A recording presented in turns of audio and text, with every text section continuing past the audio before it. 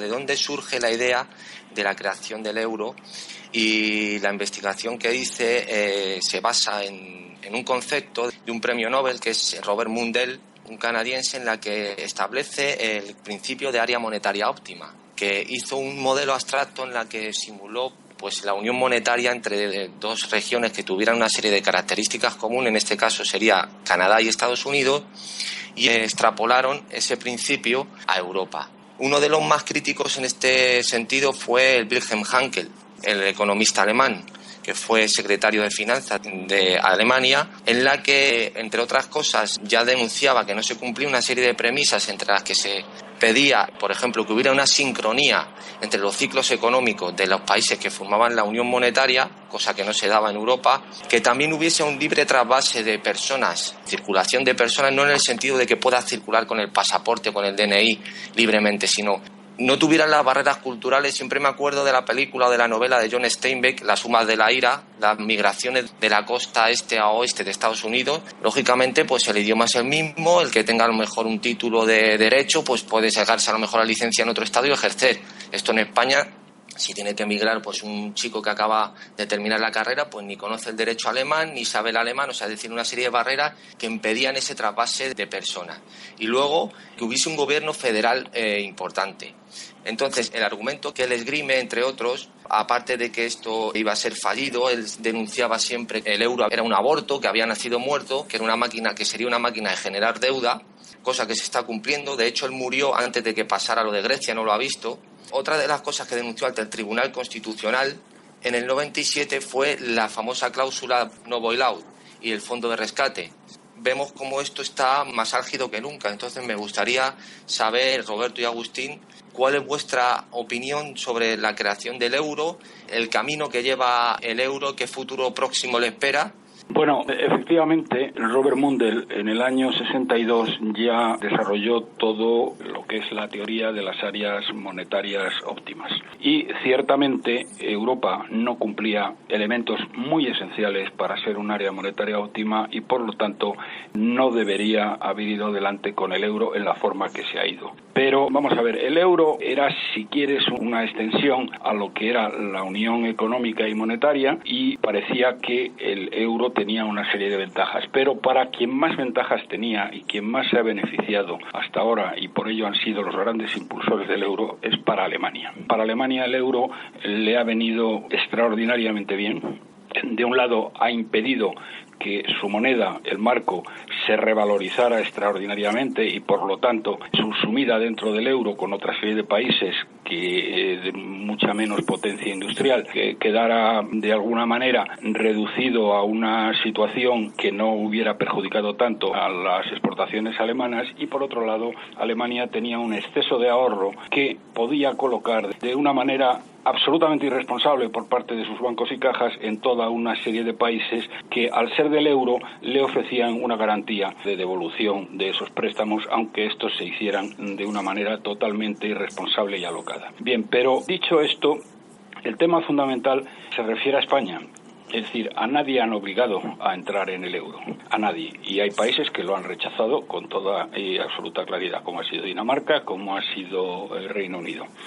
Pero, ¿qué pasa con España? Pues con España pasa lo mismo que pasó con la entrada en la entonces Comunidad Económica Europea, a mediados de los 80. A mediados de los 80, el Partido Socialista en general y Felipe González en particular estaban ansiosos por recibir el espaldarazo y el marchamo de demócratas, lo que les autorizaba a expedir carnés de demócratas a ellos solos y exclusivamente.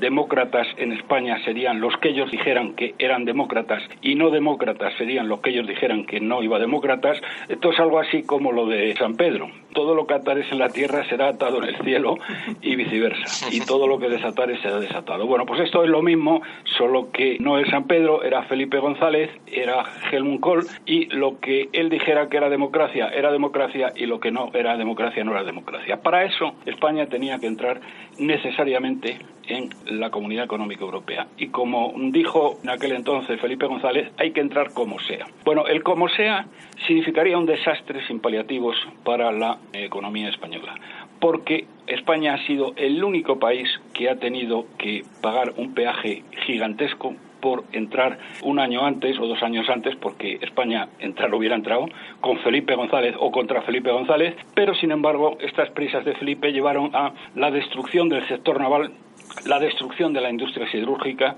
la destrucción del sistema de la flota pesquera española, que era la mayor de la Unión Europea, la destrucción de la cabaña lechera y la destrucción de numerosas explotaciones agrícolas que eran muy competitivas. Al punto, por ejemplo, en el tema de la leche, es que ha habido que se sacrificaron miles y miles y miles de vacas para que la producción de leche en España no fuera demasiado grande, y de hecho después hemos tenido que importar leche de Francia, que era lo que quería la Unión Europea. Con las pesquerías lo mismo, etcétera, etcétera. Bueno, esto fue un desastre, fue lo que se llamó la reconversión industrial, que no fue la reconversión industrial, fue la destrucción industrial de España. Para que tengan una idea, en el año 1975 la industria representaba el 37% del PIB de España. Hoy representa el 14% del PIB de España. Eso les da una idea de dónde ha ido la industria en España, porque el país lo han convertido estos irresponsables que nos gobiernan desde la transición en un país del sector terciario, donde no tenemos industria y tenemos una agricultura que ha quedado muy limitada. Aparte está el tema de que se han recibido subvenciones gigantescas en la agricultura que no han servido, por otro lado, para mejorar la productividad de la agricultura, como ha ocurrido en el caso del olivo y en otra serie de cosas, y que se han despilfarrado de mil y un maneras. Bien, pues esto se repite de nuevo con Aznar. Aznar decide que hay que entrar en el euro. ¿Por qué hay que entrar en el euro? Porque eso era un toque de clase, una demostración de que España podía estar entre los primeros de los primeros, y Aznar ni se molesta siquiera en hacer ni un papel de análisis de las ventajas y de los inconvenientes que tenía la entrada en la moneda única. Ventajas e inconvenientes que eran conocidas, como se ha dicho aquí, desde principios de los años 60 por el extraordinario trabajo de Robert Mundell, y que por lo tanto era muy sencillo el haberlas explicitado y puesto negro sobre blanco. Que además, fijaros, aun suponiendo que al final se hubiera dicho, bueno, vamos a ver, las inconvenientes superan a las ventajas, pero por razones políticas vamos a entrar.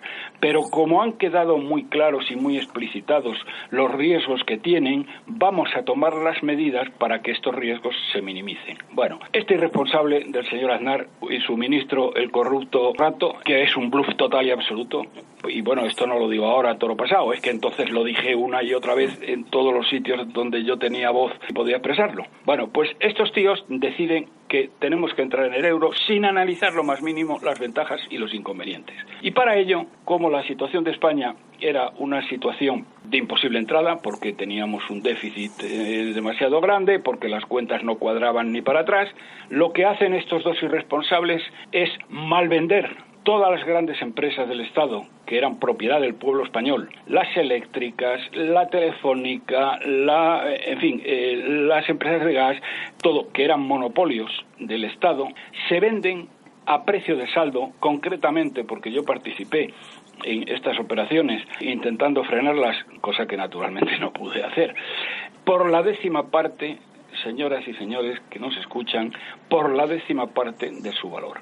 Y además, y esto es peor incluso todavía que esta gigantesca estafa que urdieron José María Aznar y Rodrigo Rato a los españoles, convirtieron unos monopolios públicos con precios administrados en monopolios privados con precios libres.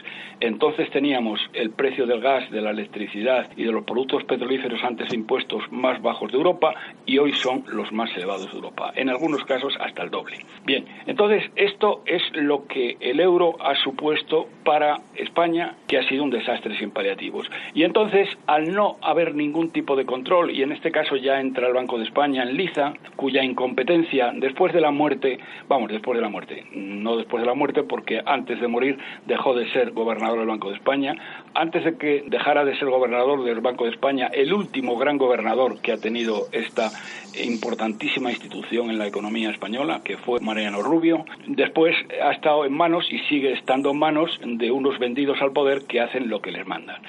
Bien, entonces, ¿qué es lo que ocurre inmediatamente que España entra en el euro? España empieza a recibir, igual que ha sucedido con Grecia, empieza a recibir un río de dinero, fundamentalmente de las cajas alemanas, que tenían un exceso de ahorro brutal y no sabían qué hacer con él, de las cajas holandesas, de las cajas francesas, que lo prestan a unos delincuentes políticos que estaban al mando de las cajas de ahorros españolas.